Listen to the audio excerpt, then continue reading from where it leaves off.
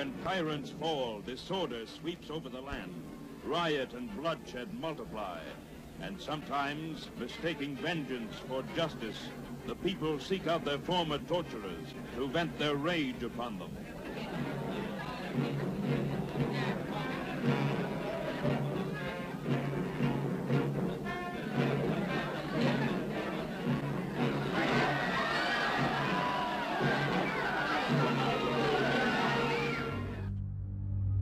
When talking about World War II, the Allies, especially the US forces, are often portrayed as the great heroes of the conflict.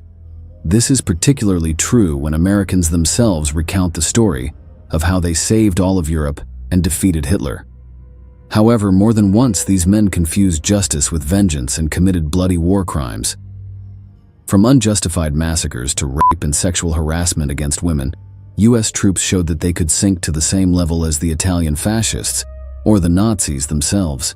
But since history is always written by the victors, according to the laws imposed by the Allied countries after their victory, most of these crimes were neither judged at Nuremberg nor any other tribunal.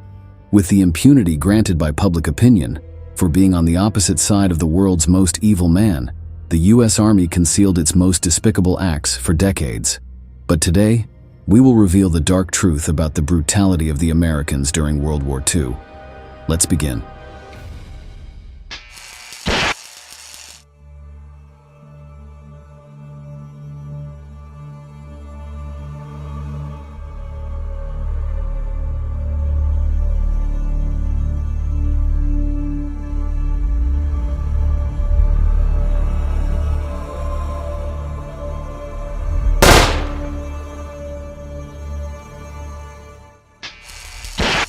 It is difficult to pinpoint the exact moment when American troops unleashed their inner beast and decided to commit the bloodiest war crimes.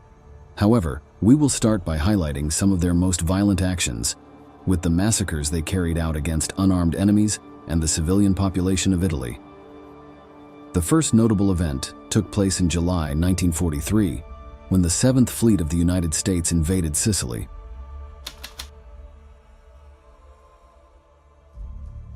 During this historic incursion, several events foreshadowed the illegal actions of the troops under Lieutenant General Patton. The first are known as the Biscari Massacres.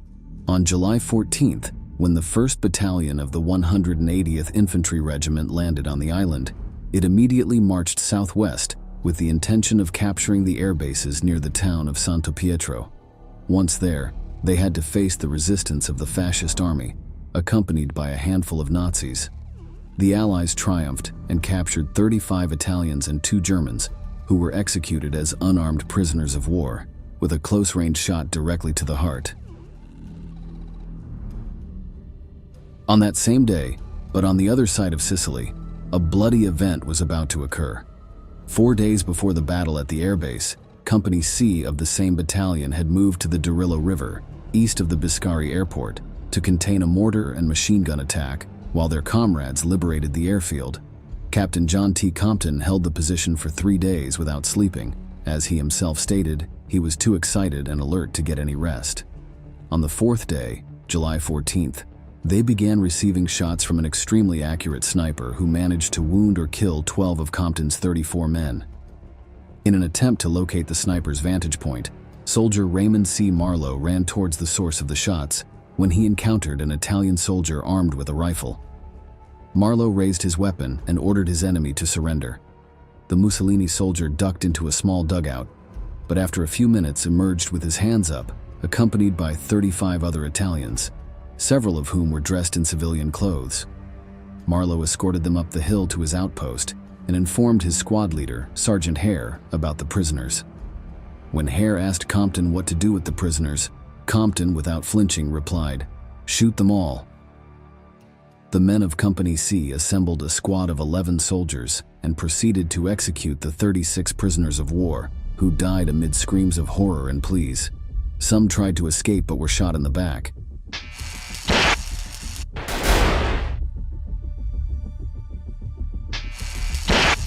In both incidents, the superiors of the American officers responsible for the massacres hesitated about whether to report the facts or keep them secret, but eventually, they sent the reports.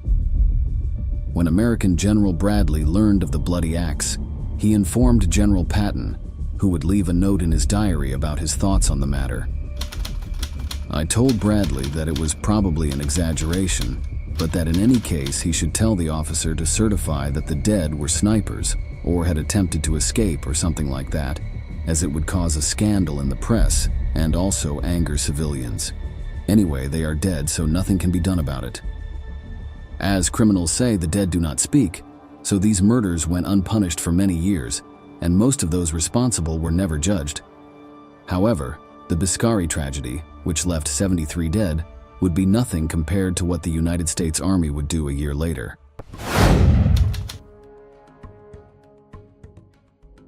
When the Americans stormed the beaches of Normandy on D-Day, they arrived on the continental territory of occupied Europe like a tide of freedom, promising to end the inhumane Nazi invasion in France.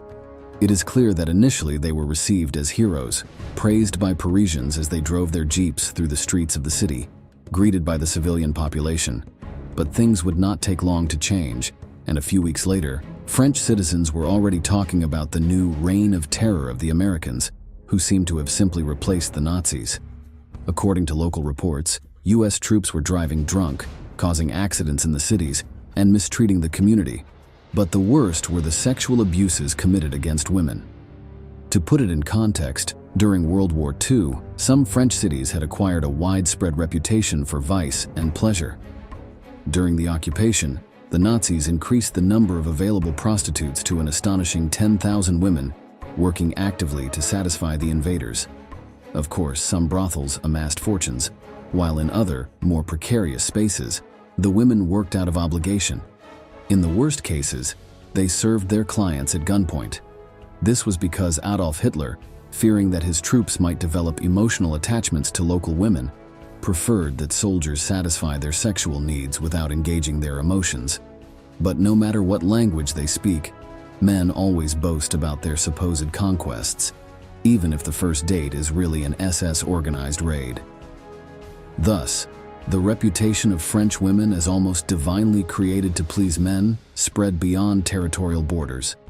This led the Americans, when they entered the territory, to believe they were arriving in a land of carnal excess and lust. In Normandy alone, the gateway to the European country, 208 rapes and 30 homicides by Uncle Sam's men against the civilian population were recorded. In a very short time, the French began to say that while with the Germans they had to hide, with the Americans they had to hide the women. But the minds of General Patton's troops had been shaped both by the rumors spread and by the opinions coming from the United States. During the liberation of France, the military set up a brothel of dubious legality near the village of Saint-Renan. This was to be used as a sort of cover to counter the wave of accusations against Allied soldiers for their grotesque acts. However, the remedy was worse than the disease, and the place closed just 5 hours later, as the High Command considered that the existence of a brothel run by the military would cause dissent in public opinion. Evidently, the Americans entered Paris seeking relaxation, and the post-traumatic stress of the population would not prevent them. According to some data collected by various researchers and historians, U.S. forces raped about 4,500 French women between 1944 and 1945.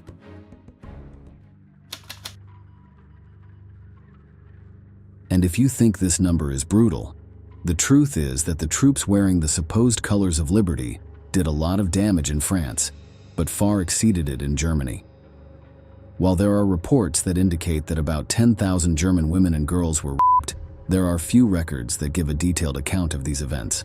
However, the account of journalist Osmar White, an Australian war correspondent who accompanied American troops during the war, has survived to this day. He wrote about it as follows. After the fighting had passed on German soil, there were many rapes by combat troops and by those immediately following them. The incidents varied from unit to unit according to the attitude of the commanding officer. In some cases, the offenders were identified, tried by military courts, and punished. The legal branch of the military was reticent. However, it admitted that some soldiers had been shot for brutal or perverted sexual offenses against German women, particularly if the soldiers were black. However, it is a fact that many women were raped by white Americans. No action was taken against the culprits. A report circulated in one quarter that a certain very distinguished commander made the joke, "Copulation without conversation does not constitute brotherhood."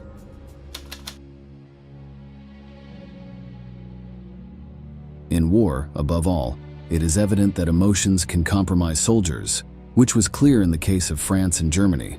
However, the Allies saw Europeans as similar people. So imagine the extent of the violence that these types of crimes had when they also involved racism. This is the case of the sexual abuses committed by the Allies during the occupation of Japan, where cases of were recorded that ranged from girls under 10 years old to elderly women of 80 years old.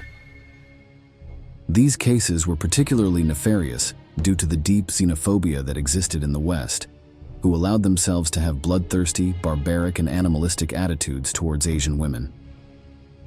During the first 10 days of the occupation, some 1,000 rapes by the Allies against Japanese women were reported. Although this rate was reduced by the intervention of British and Canadian officers, it is estimated that in the following months, 40 abuses were committed daily. Some commanders even encouraged them, as was the case of General Robert L. Eichelberger, who allowed, in his own words, his boys to relax with local girls and adolescents. However, the military leadership was concerned about the sexual activity of its men, so in early 1946, it decided to prohibit prostitution in most of the subjugated areas of Japan.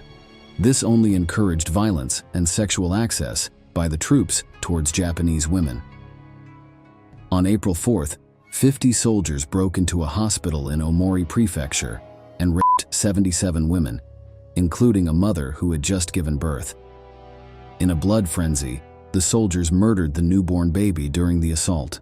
On April 11th, 40 American soldiers cut the telephone lines in a residential area in the city of Nagoya and simultaneously raped a large number of women, aged between 10 and 55. By mid-1946, sexual abuses were reported daily at 300. Of course, outside the occupied zones, nothing was known about the war crimes carried out by the Allies. There was, as in liberated Europe, a deep spirit of institutional censorship on the part of the high commands of all Western armies. On September 10, 1945, Douglas MacArthur, the supreme commander of the Allied powers, had issued press codes declaring illegal the publication of reports or statistics contrary to the objectives of the occupation, with a clear intention of sweeping under the rug the most terrible acts committed by his soldiers. Needless to say, the punishment for violating these prohibitions was extremely severe, and even mentioning censorship resulted in formal penalties. But the horrors did not stop at the terrible sexual abuses. There remains another war crime unaddressed by the United States. Americans arrived at Dachau on April 29, 1945, towards the end of the camp's evacuation. As they advanced towards one of the darkest places in occupied Europe, they encountered a transport with 4,000 prisoners, which they failed to intercept in time, and it continued towards Germany.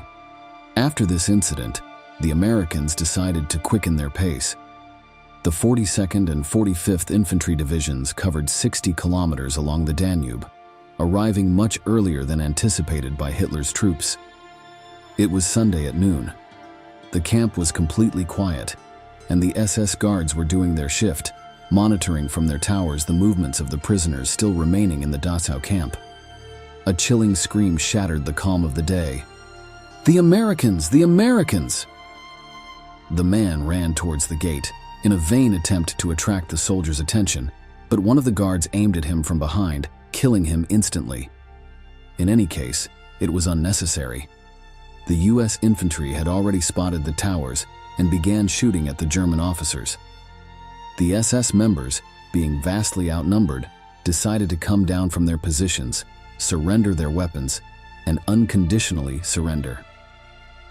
After the first guards had knelt, an American soldier approached and without a second thought, executed them on the spot with his pistol. But this was taken as an isolated incident until the Americans finally entered the camp. The sight of the macabre and brutal acts that the Nazis had carried out in Dachau unleashed a wave of executions by the Americans. The reason was no longer with them, only a bloodthirsty thirst for revenge. Tower B, the second lookout post, was also the scene of a systematic shooting of German guards who, after surrendering, were executed with a well-aimed shot to the head. Lieutenant Walsh captured 4 German soldiers, whom he forced into a freight car. There were about 120 Jewish corpses in it, and after keeping the guards there for a while, observing what they themselves had done, he murdered them in cold blood. Later, about a dozen prisoners of war were shot in a coal depot by a 19-year-old gunner who was found in a deep state of shock, crying and screaming that they had tried to escape, although no one would agree with him. Before the end of the first day, madness took hold of the men at Dachau.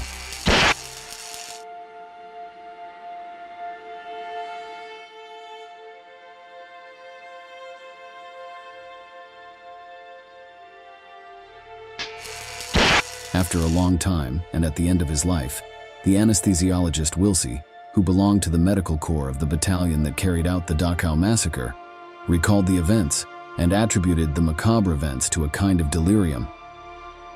For him, the horrors that the American soldiers had to witness, added to the stress of war, were too much for their psyche.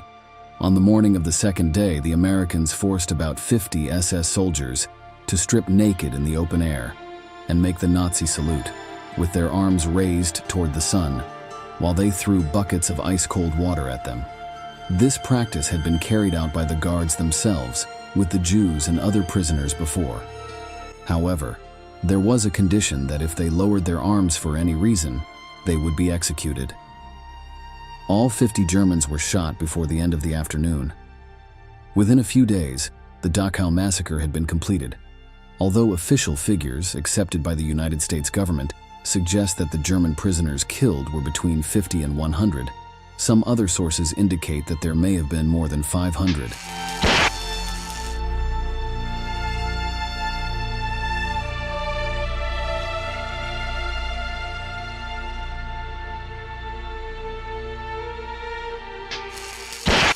General Eisenhower celebrated the liberation of the camp and announced that 32,000 prisoners had been rescued, while American troops had killed some 300 enemies. The conditions under which these deaths occurred, however, became known almost 70 years later, when those responsible could no longer be judged. All these facts show us that the Allies were not held accountable at Nuremberg alongside the Nazis for their atrocities against humanity, and the great majority of the criminals who acted in pursuit of their wildest instincts died old in freedom, considered veteran heroes. However, there are still many researchers and historians who allow these stories to cross the barrier of ostracism and remind us that it does not matter which side you are on. There are those who pursue noble ideals, but also those who take up arms and harm the innocents they swore to protect, just to try to capture a spark of that useless power that fades as quickly as tears in the rain. Thank you so much for following us to the end. If you liked our content, don't forget to like the video and follow our channel. See you next time.